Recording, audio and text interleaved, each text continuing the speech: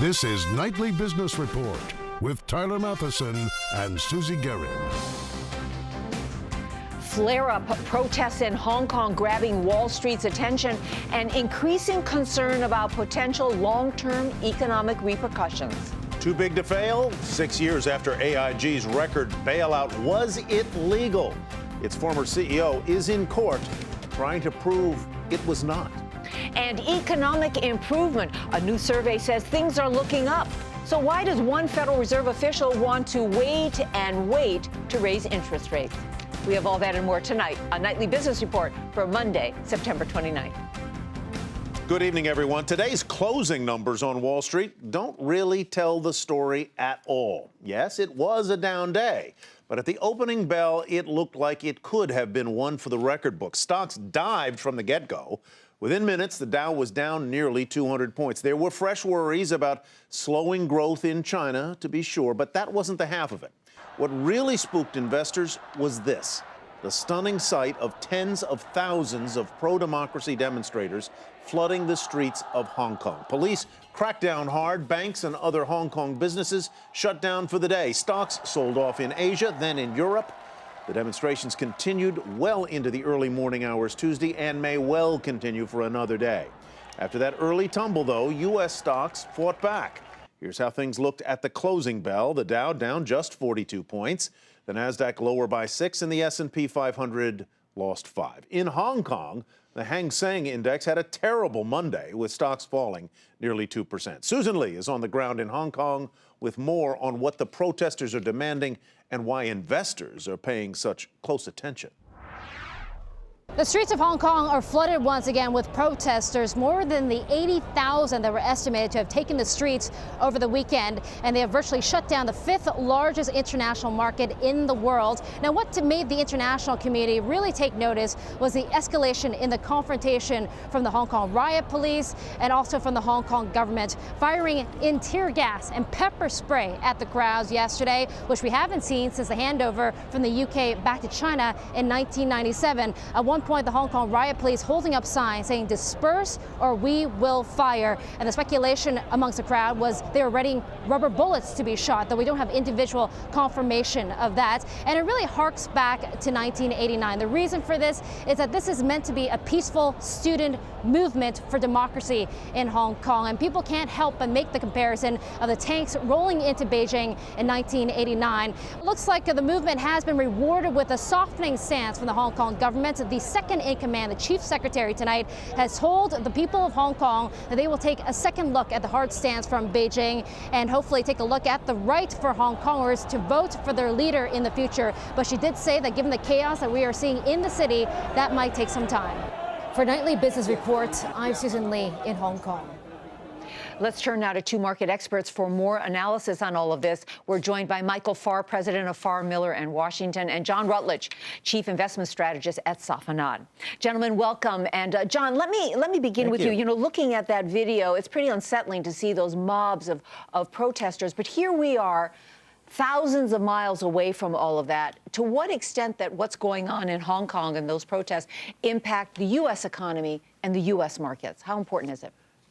Well, I think it's quite important because it's going to be building over time. It's not an instant blow-up problem, but our market is pretty ready for a correction anyway.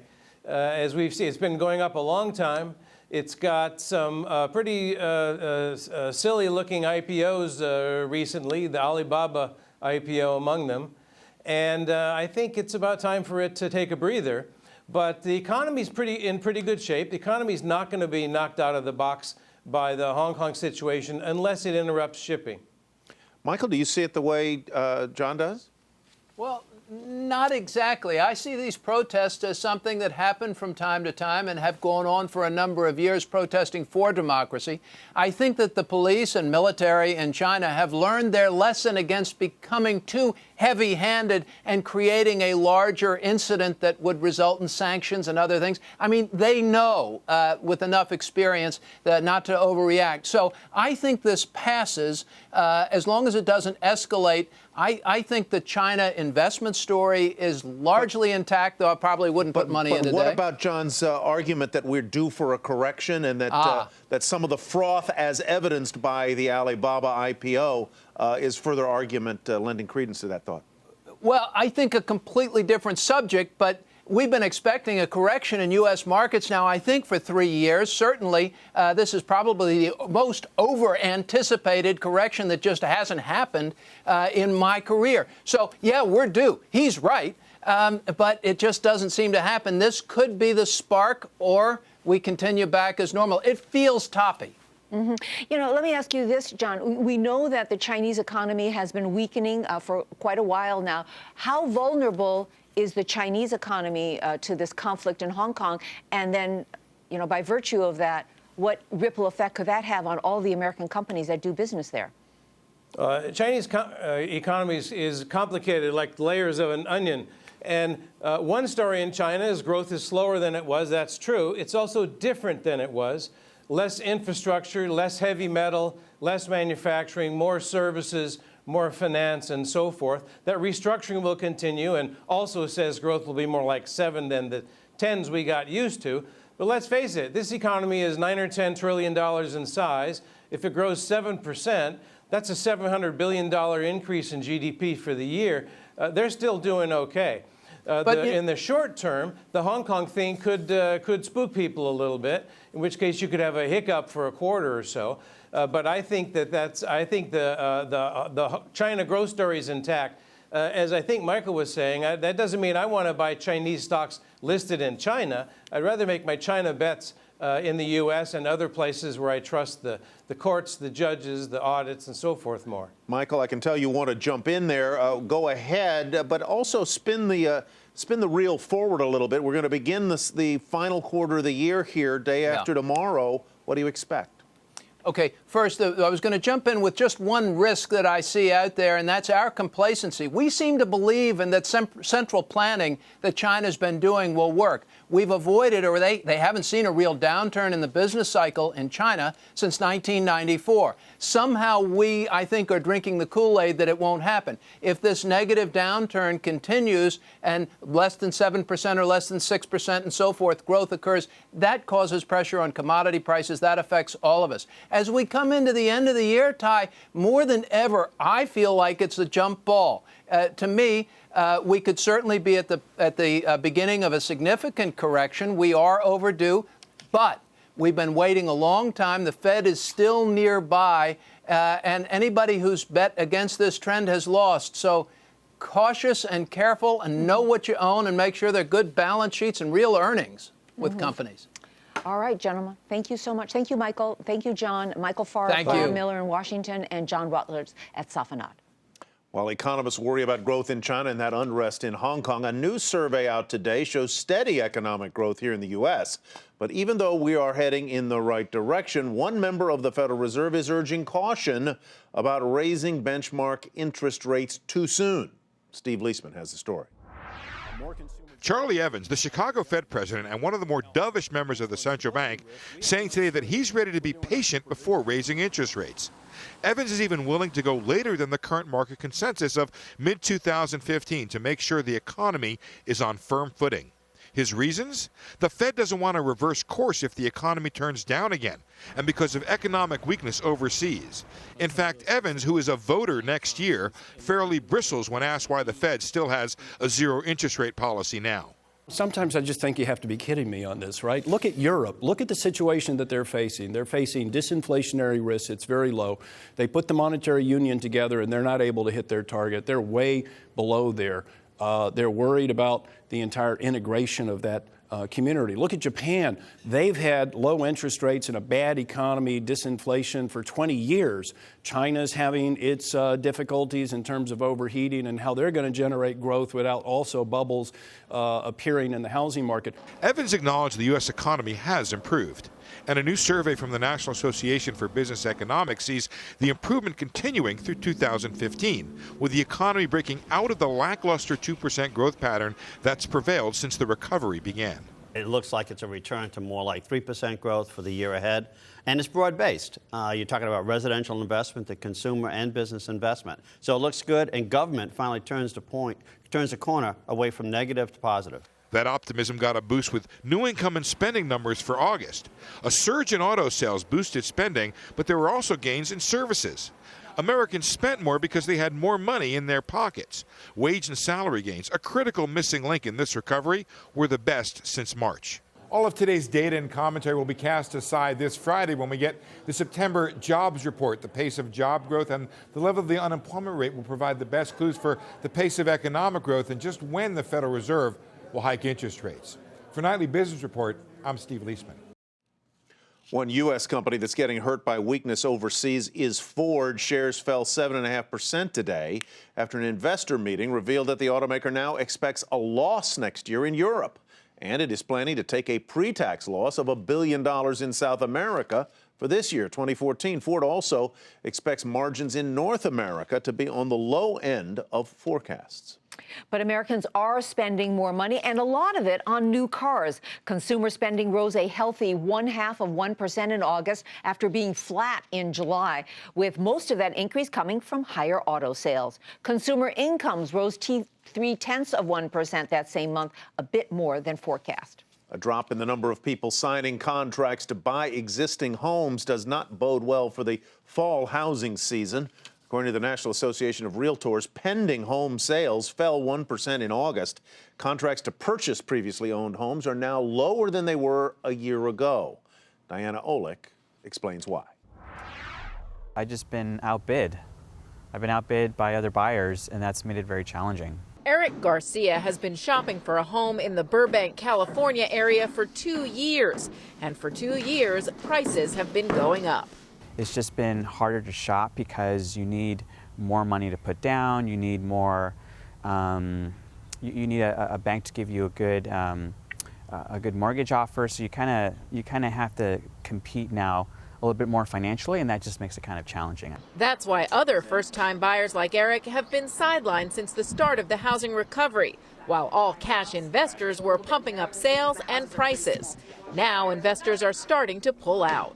It was just investor, but now it's becoming more of a market for just your normal families looking to buy a home, people looking to buy their starter home, etc. But normal means mortgage-dependent buyers who need financing.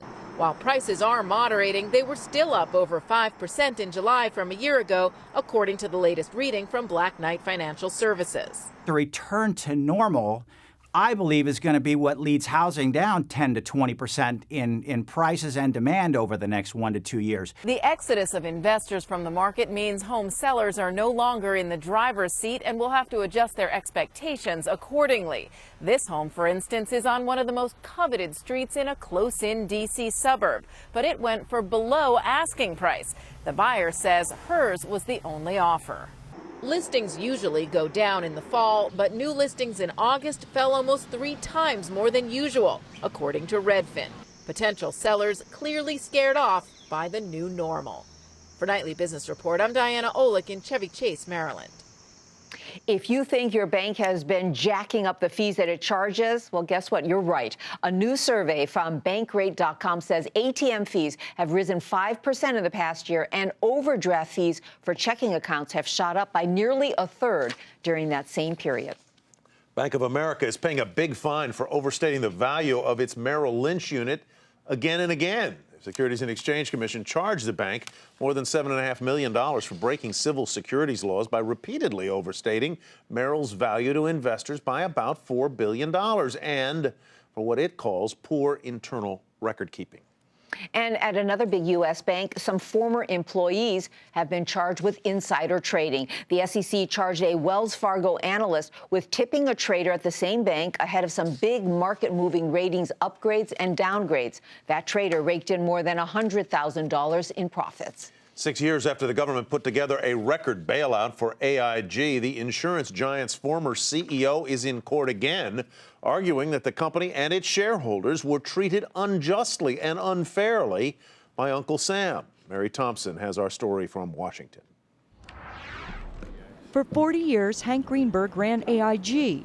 For the past 4, he's tried to prove the government acted illegally when it took AIG over through a $182 billion bailout, hurting his former firm while helping others. Here's Professor John Coffey. I think the government's going to be very embarrassed by this suit because the basic claim here is that the AIG bailout was really being used as a conduit by which to push money into the favored banks. Greenberg's latest attempt at redemption, a 6-week trial in the federal claims court. Greenberg's investment firm, Star International, once AIG's biggest shareholder, now the lead plaintiff in a class action suit seeking $17 to $15 billion in damages. A trial with expected testimony from key architects of the government's response to the financial crisis, former Federal Reserve Chairman Ben Bernanke, and former Treasury Secretaries Hank Paulson and Tim Geithner, who ran the New York Fed at the time. In Monday's opening arguments, lawyers from both sides laying out their case. Plaintiff's attorney David Boies charging the government violated AIG and its shareholders' Fifth Amendment rights. This by charging AIG unusually high interest rates on loans and failing to adequately compensate shareholders when taking a 92% stake in the firm. Government lawyers counter the Federal Reserve was trying to save the financial system from the effects of an AIG failure, not AIG itself, and that its board agreed to all conditions because the firm had no alternatives, a point legal experts say favors the government. We were really at the edge of AIG and therefore the whole financial system falling over the cliff. And so I think the credible story here is the story the government has consistently adhered to. Greenberg, who resigned from AIG in 2005 amid an accounting investigation, long argued AIG did have alternatives the government never pursued. With a sister suit thrown out of district court, the current trial may be Greenberg's last chance to prove the government did him and other AIG shareholders wrong in trying to save the company.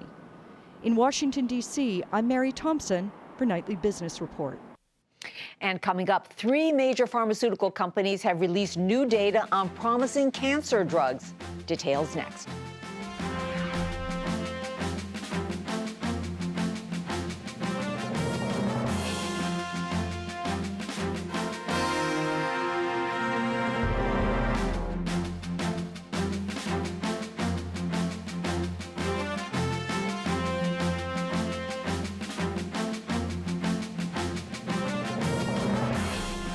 More on last week's news about PIMCO founder Bill Gross leaving the asset management firm and the $2 trillion bond powerhouse he co-created.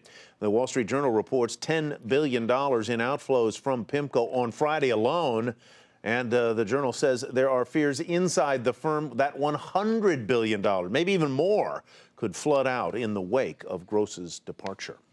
So where did a lot of that investor money go? Jeff Gundlach, the CEO of rival investment firm Double Line Capital, says he saw between $400 million and $500 million in net inflows on Friday alone in the wake of Bill Gross's sudden departure from PIMCO. DreamWorks Animation could soon have a new Japanese owner, and that is where we begin tonight's market focus. According to reports, Japan's media and communications company SoftBank is now looking to buy DreamWorks, the studio behind animated movies like Shrek and Madagascar. The reported offer price is almost $3.5 billion. That's $32 a share and a big premium over DreamWorks' closing price today. Even as shares soared 26% to $28.18. Encana, a Canadian natural gas company, is buying Athlon Energy, a Texas shale oil producer, for almost $6 billion. The move will give the Canadian company a foothold in one of North America's most oil-rich regions, and it will let the company move away from low-priced natural gas businesses and into more lucrative oil production. Shares of Athlon surged almost 25% to $58.32. Encana up 2% to $21.59. And another deal to tell you about, Tibco Software has agreed to be taken private by Vista Equity Partners. The price tag here, about $4 billion. Tibco has been looking for potential suitors as an activist investor has been pressuring the company to maximize shareholder value. Well, they got a little more maximal today, up 21% those shares were to $23.65. Iron Mountain shares rose on a Bloomberg report that it's in talks to buy Recall Holdings for more than $2 billion. The data storage and information management company is said to be working with Evercore Partners on the potential deal. Shares jumped more than 6% to $33.90. 3 drug makers announced promising drug results at an oncology conference in Europe this weekend. Merck's advanced melanoma drug shows it may have promise in treating other cancers like gastric, bladder, lung, and other forms. AstraZeneca presented promising but early data for its lung cancer drug combination. And Roche's breast cancer treatment has shown, quote, unprecedented benefits in extending lives in its trial. Shares of all 3 drug makers, as you can see, barely budged today. GoPro launched a new line of cameras, sending its shares to an all-time high. The new Hero lineup includes models ranging in price from about $500 to $130, which is the company's lowest priced camera yet. The company's founder and CEO Nick Woodman says the newly public company is prepared for the rollout. Shares popped nearly 11% to $90.94. And FedEx announced a new stock buyback program of up to 15 million shares after the bell. That would cost almost $2.5 billion based on its current stock price. Shares little changed after hours. During the regular trading day, the stock was up 1.5% to $162 and change. And there's a new stock that'll begin trading soon, Dave & Buster's. Maybe you've been there. The arcade and restaurant chain plans to put up nearly 6 million shares for sale, setting a price today of between $16 and $18 each. They're all having fun there. It's good. The exact timing of the IPO is still to be determined, but we know shares will trade on the NASDAQ under the ticker symbol PLAY. And coming up, remember those new tax rules issued by the Treasury Department to curb the inversions? Well, Medtronic, along with its $43 billion deal for Covidien, may be feeling the full effects of them. We got the details next.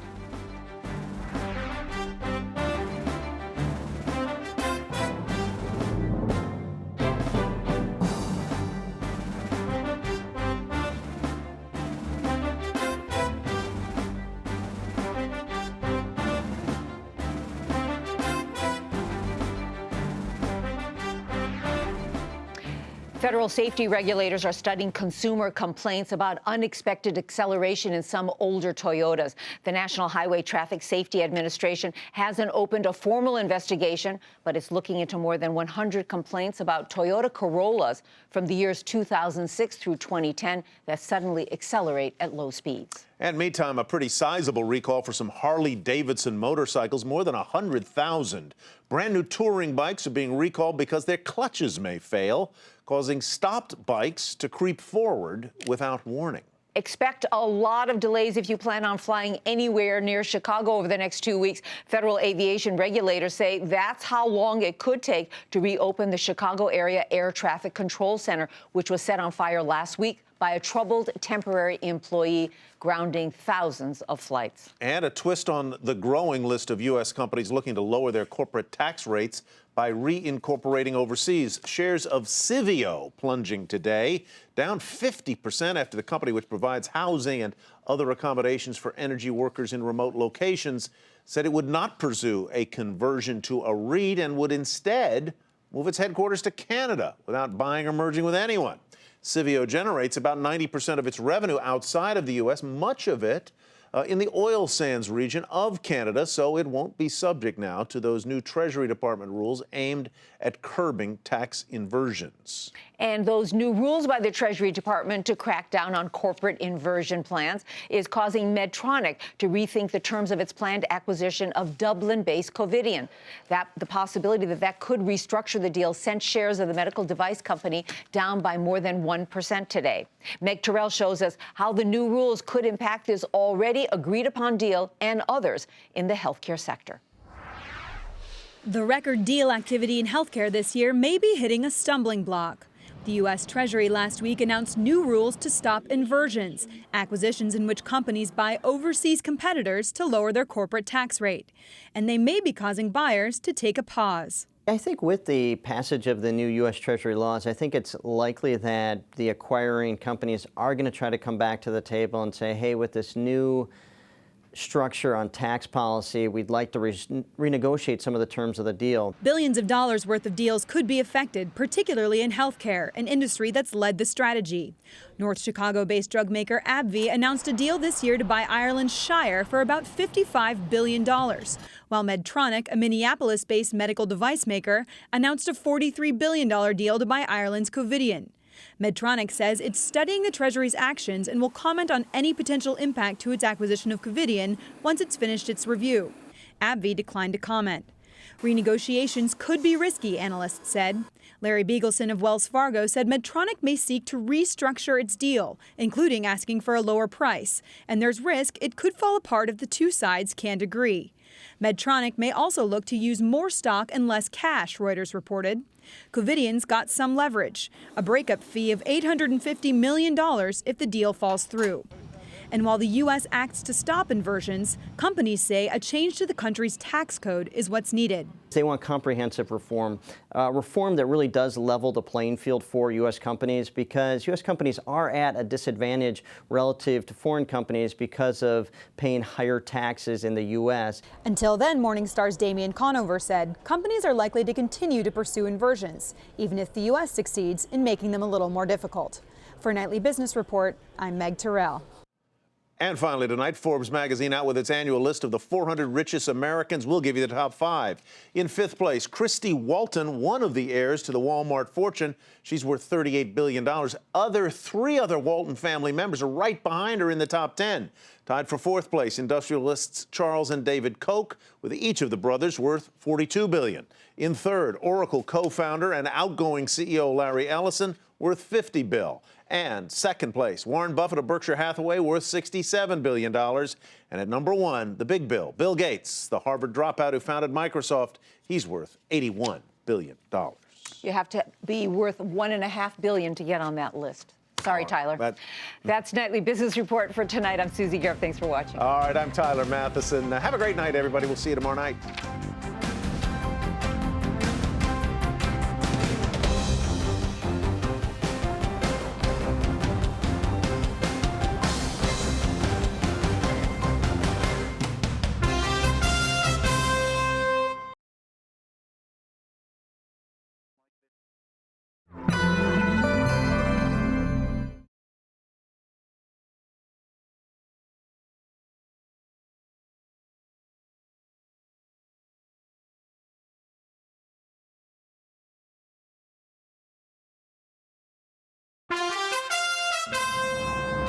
I'm Susie Garrett with a Nightly Business Report news brief. Investors around the world watched tens of thousands of pro-democracy protesters on the streets of Hong Kong and the violent crackdown that followed. That rattled markets across Asia and Europe and on Wall Street. The Dow plunged nearly 200 points and then reversed course. By the close, the Dow lost only 42 points. The Nasdaq lower by 6, the S&P off by 5 points. Consumer spending rose a healthy 0.5% in August after being flat in July, with most of that increase coming from higher auto sales. A new survey says ATM fees have risen 5% in the past year, while overdraft fees up nearly a third. And Forbes says Bill Gates is the nation's richest person, worth $81 billion. Be sure to tune into Nightly Business Report right here on your public television station.